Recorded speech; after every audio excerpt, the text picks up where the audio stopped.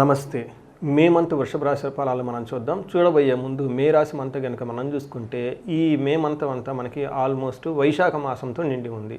మనకి అక్షయ తృతీయతో ఈ May month మనకి స్టార్ట్ అవుతూ ఉంటుంది.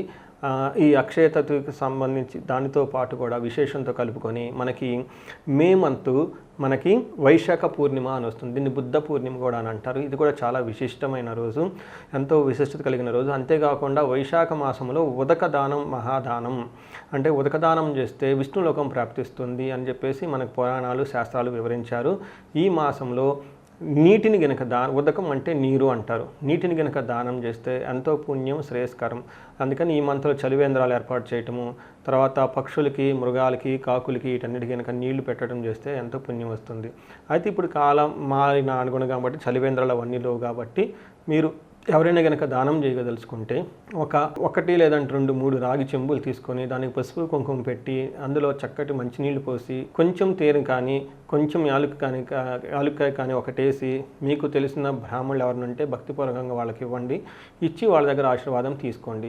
ఇది కూడా మీరు కనుక ఎవరైనా చేయలేని వాళ్ళు ఉంటే కనుక మీరు ఏం చేస్తారంటే ఒక కేసు వాటర్ బాటిల్ తీసుకొని చక్కగా అవి ఇప్పుడు ఏంటంటే ఈ టైంలో ఏ నీళ్ళు ఇస్తే ఆ నీళ్ళు ఎవరు పడితే వాళ్ళు తాగరు కాబట్టి సేఫ్టీ, డ్రింకింగ్, హెల్త్ కాన్షియస్ ఎక్కువ ఉంటుంది కాబట్టి ఒక వాటర్ బాటిల్ తీసుకొని ఒక కేస్ మీ దగ్గర కారులో కానీ బైక్లో కానీ పెట్టుకొని వెళ్ళిపోతూ రోడ్డు మీద ఎక్కడన్నా దాహంగా ఉన్నవాళ్ళు, ఎండలో ఉన్న వాళ్ళకి ఇచ్చేసి వెళ్ళిపోతూ ఉంటే అదంతా మీకు పుణ్యం వస్తుంది. ఇది కూడాను మీకు ఈ మంత్ ఒక బెస్ట్ రెమెడీ కింద మీరు భావించుకోవచ్చు.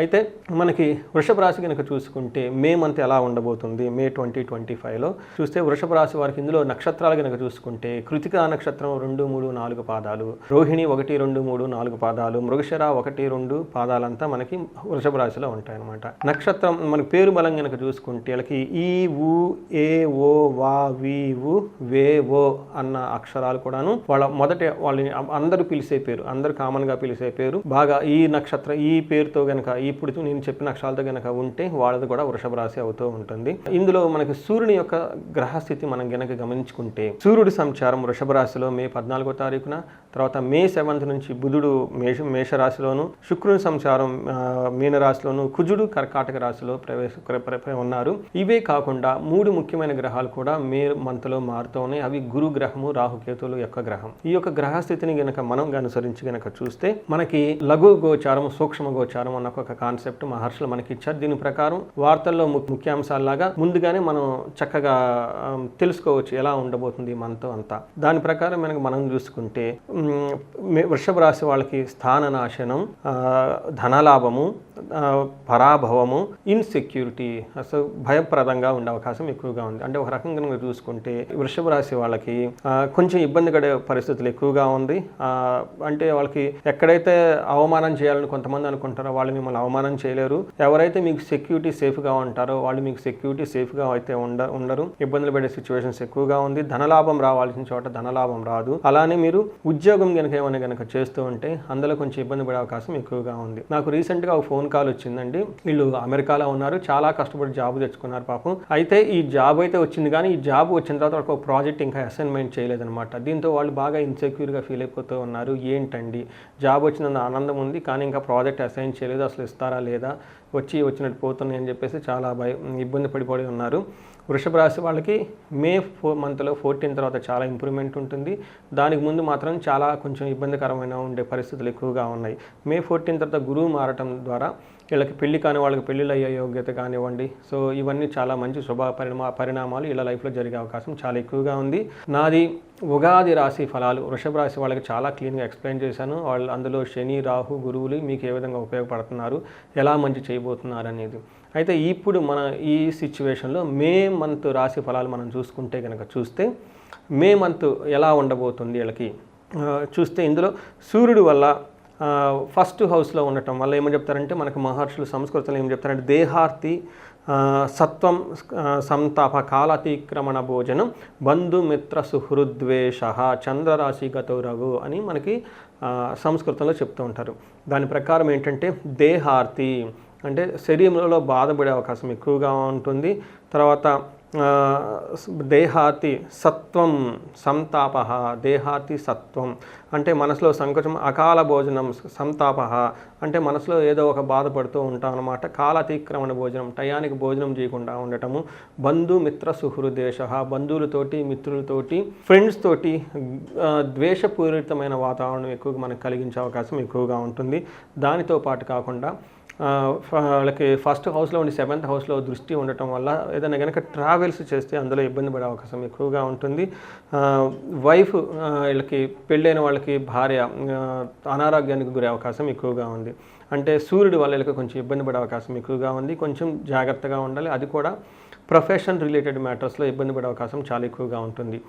మనకి వీళ్ళకి కుజుడు చక్కగా యోగ్యతను ఇస్తూ ఉన్నాడండి. కుజుడు వీళ్ళకి 3వ ఇంట్లో ఉండి 6వ ఇంట్లో దృష్టి చూడటం వల్ల కుజుడు వల్ల వీళ్ళకి చాలా యోగ్యతను ఇస్తున్నారు. ఏ ప్రకారంగా అంటే వీళ్ళకి ధనలాభం చాలా బాగుంటుంది, మంచి ఆరోగ్యం బాగుంటుంది, కోరుకున్న విధంగా ధనం వచ్చే అవకాశం ఎక్కువగా ఉంటుంది. బంగారు వస్తువులను కొనే అవకాశం చాలా ఎక్కువగా ఉంది. మీకు వృషభ రాశి వాళ్ళకి లాస్ట్ 2-3 మంత్స్ నుంచి కూడా నేను అదే చెప్తున్నాను, బంగారం కొనే అవకాశం, కాస్ట్లీ వస్తువులు కొనే అవకాశం చాలా ఎక్కువగా ఉంటుంది.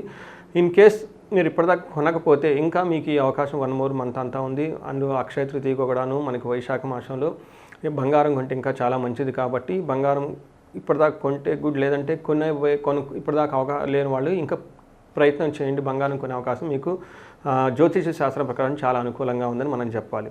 తర్వాత వీళ్ళకి దృష్టి కనుక మనం చూసుకుంటే 6వ ఇంట్లో దృష్టి ఉండటం వల్ల వీళ్ళకి నూతన వస్తు సేకరణ, వివాదరహితంగా ఉంటారు. అంతేకాని శత్రుపీడ లేకుండా ఉంటారు. అన్ని విధాల అనుకూలంగా ఉంటారు అని మనకు చెప్పుకోవచ్చు అనమాట.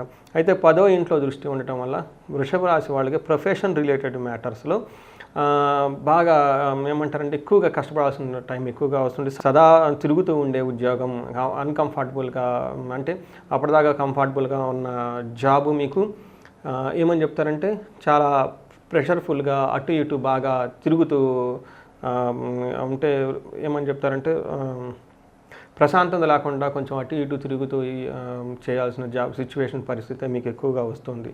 తర్వాత శుక్రుడు 10వ ఇంట్లో ఉండి 5వ ఇంట్లో దృష్టి ఉండటం వల్ల ఇది కూడా మీకు శుక్రుడు చాలా విపరీతమైన యోగ్యతను ఇస్తూ ఉన్నాడని చెప్పుకోవాలి. ఇలా గనక చూసుకుంటే ఏ ప్రకారంగా శుక్రుడు మీకు యోగ్యతను ఇస్తూ ఉన్నారంటే వృషభ రాశి వాళ్ళకి పుష్టిం కాంతిం తదా కీర్తిం ఇష్టసిద్ధి కార్యసాధకం క్షీరాన్న భోజనం కుర్యా శుక్రే ఏకాదశే ఫలం. 11వ ఇంట్లో గనక శుక్రుడు ఏకాదశి ఉంటే ఎలాంటి రిజల్ట్ ఇవ్వబోతున్నారు అంటే పుష్టిం చాలా పుష్టిగా ఉంటారు, కాంతిం కాంతివంతంగా ఉంటారు, కీర్తిం మంచి కీర్తి ప్రతిష్టలు కలిగి ఉంటారు, ఇష్టకార్య సాధకం మంచి పనులు చేస్తూ ఉంటారు. అంతేకాకుండా క్షీరాన్న భోజనం మంచి భోజనం తింటూ చక్కగా హ్యాపీగా ఉంటారు. శుక్రుడి వల్ల ఉపయోగం. అంతేకాకుండా మనకి జయం అన్ని విధాలా జయప్రదంగా ఉంటుంది అంతేగాని చెప్తూ ఉంటారు మనకి. సో వీటితో పాటు మనకి నక్షత్రం ప్రకారం కనుక చూసుకుంటే కృతిక, రోహిణి, మృగశిర 3 నక్షత్రాలు ఇందులో ఉంటాయి. మనకి ప్రతి కృతికా నక్షత్రం వాళ్ళకి చాలా ఛాలెంజెస్ ఉన్నాయి, ప్లస్ చాలా అవకాశాలు కూడా వీళ్ళకి ఉన్నాయి. ఫస్ట్ అవకాశం కనుక చూసుకుంటే వీళ్ళకి ఐశ్వర్యవంతంగా ఉంటుంది, సౌఖ్యం ఉంటుంది, సంపదలు బాగుంటాయి, క్షేమప్రదంగా ఉంటారు. అయితే వీళ్ళకి ఛాలెంజెస్ ఎక్కడున్నాయంటే నాశనము, మృత్యు భయము చూపిస్తూ కలహము చూపిస్తుంది. అంటే గొడవలు పడే అవకాశము, ఏదైనా కనుక పని చేస్తే ఆ పనిలో వృద్ధి రాకుండా ఆ పని మధ్యలో ఆగిపోయే అవకాశం ఎక్కువగా ఉంటుంది. దాంతోపాటు మృత్యు భయము, ఇప్పటిదాకా మీకు బాగా సపోర్ట్ ఇచ్చింది ఒకటి ఎక్కడన్నా మీకు సపోర్ట్ లేకుండా ఇబ్బంది పడే అవకాశం ఎక్కువగా ఉంటుంది. నెక్స్ట్ తర్వాత రోహిణీ నక్షత్రం కనుక చూసుకుంటే వీళ్ళకి చాలా అవకాశాలు ఉన్నాయి, ప్లస్ ప్రతికూల పరిస్థితులు కూడా ఉన్నాయి. వీళ్ళకి పాజిటివ్ సెన్స్లో కనుక చూసుకుంటే సౌఖ్యము, క్షేమప్రదంగా ఉంటారు. తర్వాత నెగిటివ్ ఆస్పెక్ట్లోకి చూసుకుంటే కలహము, నాశనము, మృత్యుభయము ఇవి వీళ్ళకి ఎక్కువగా ఉన్నాయి. మృగశిర నక్షత్రం వాళ్ళకి లాభప్రదంగా ఉంటుంది, సౌఖ్యంగా ఉంటారు, క్షేమప్రదంగా కూడా ఉంటారు. వీళ్ళకి కలహము, మృత్యుభయము ఈ రెండు ఎక్కువగా ఉన్నాయి కాబట్టి. తర్వాత ఇంతే కాకుండా రోహిణీ నక్షత్రం వాళ్ళకి కార్యహాని, ఏదైనా కనుక పని చేస్తే ఆ పనిలో ఇబ్బంది పడే అవకాశం ఎక్కువగా ఉంటుంది. అంతేకాకుండా కృతిక, రోహిణీ నక్షత్రం వాళ్ళు కొంచెం జాగ్రత్తగా ఉండాలి. ఎందుకంటే సూర్యుడు ఈ నక్షత్రాల మీద సంచారం చేస్తూ ఉన్నారు కాబట్టి సూర్యుడి సంచారం ఏ నక్షత్రంలో ఉంటే ఆ నక్షత్రం వాళ్ళకి కొంచెం హార్ట్ రిలేటెడ్ ప్రాబ్లమ్స్ వచ్చే అవకాశం ఎక్కువగా ఉంటుంది. ఆల్రెడీ ఎవరైతే హార్ట్ పేషెంట్స్ ఉన్నారో, స్టంట్స్ అవన్నీ ఎవరైతే వేసుకొని ఉన్నారో వాళ్ళు కొంచెం ఈ టయాన్ని గుర్తుపెట్టుకొని ఫుడ్ విషయంలోనూ, తర్వాత లైఫ్ స్టైల్ విషయంలో చాలా జాగ్రత్తగా ఉండాలి. ఎండలు ఎక్కువగా ఉన్నాయి కాబట్టి ఎక్కువగా ట్రావెల్ చేయకుండా, ఫుడ్ ఏది పడితే అది తినకుండా కొంచెం జాగ్రత్తగా కంట్రోల్గా ఉండాలని చెప్పేసి వాళ్ళకి ఒక సూచన. సో మనకి ఇవి కాకుండా పరిహారాలు ఎవరైనా కనుక చేసుకోవాలనుకుంటే వీళ్ళకి ఓవరాల్గా చూసుకుంటే కలహము, గొడవలయ్యే అవకాశం ఎక్కువగా ఉన్నాయి. వీళ్ళకి కందులు 1 కేజీ దానం చేస్తే చాలా బాగుంటుంది. ఈ గొడవలు పెద్ద పెద్ద రేంజ్లో ఎక్కువగా జరుగుతూ ఉంటాయి. వీటికి అమృత మృత్యుంజయ పాశుపత హోమం అభిషేకం చేసుకున్నా కానీ చాలా బాగుంటుంది. అంతేకాకుండా చండీ హోమం ఇంట్లో చేయించుకుంటే ఇంకా శుభప్రదంగా ఉంటుంది.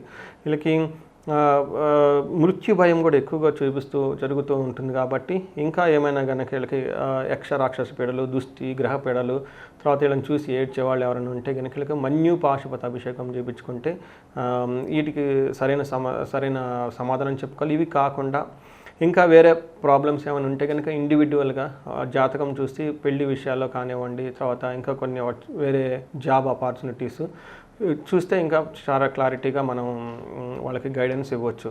సో ఇది కాకుండా ఇంకా వేరే వాళ్ళు ఎవరైనా ప్రాబ్లమ్స్లో ఫేస్ చేస్తుంటే మహన్యాసపూర్వక ఏకాదశ రుద్రాభిషేకం చూపించుకుంటే వీళ్ళకి విశేషమైన ఫలితం వస్తుంది ఈ మంత్రంలో. సో ఈ మంత్లో అందరూ చక్కగా ఉండాలని చెప్పేసి, అష్టైశ్వర్యాలు భోగభాగ్యాలు కలగాలని చెప్పేసి కోరుకుంటున్నాను. శుభం. ధన్యవాదాలు.